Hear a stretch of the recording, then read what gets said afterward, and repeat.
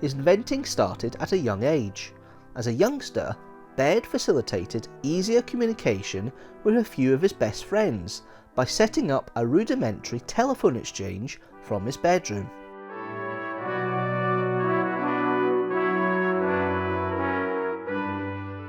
After graduating from Larchfield Academy, Baird attended the Glasgow and West of Scotland Technical College, followed by the University of Glasgow.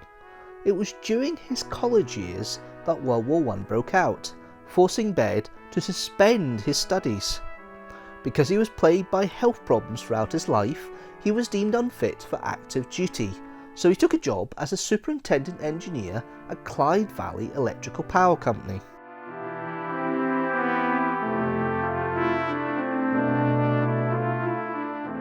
He didn't invent the idea of television, but his televisor became such a successful concept that a radio broadcasting service called the BBC took notice by the late 1920s.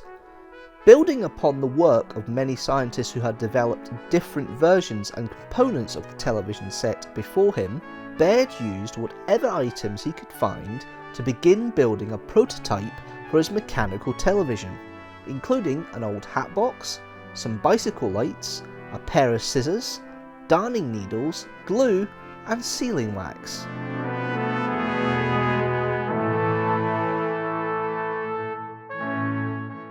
His invention allowed him to transmit pictures via a very short distance by 1924. He continued increasing the distance and by 1927 transmitted between London and Glasgow, a total distance of 438 miles.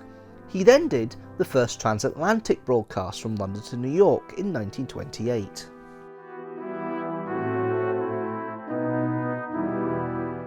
He managed to record some of his television broadcasts. He created a system called phonovision. They are the oldest known television broadcast recordings in the world, being recorded from 1927.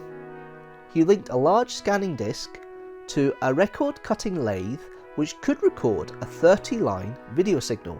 Baird couldn't replay the recordings at the time, but by the 1990s, technology allowed them to be decoded, and the pictures were seen for the first time in 70 years. Baird's television system was one of the two systems used by the BBC when they started permanent high-definition broadcasting on the 2nd of November 1936. His system would broadcast alternately with an electronic system created by Marconi EMI. Baird's system was not as good as the Marconi system and also needed additional processing to be broadcast to a good enough quality. It was dropped by the BBC in 1937. Thanks for watching this 6 facts video. If you like it, please like it and share it with the hashtag teamstructor. If you like the channel as a whole, please hit that subscribe button and the notifications bell so you know when a new video comes out.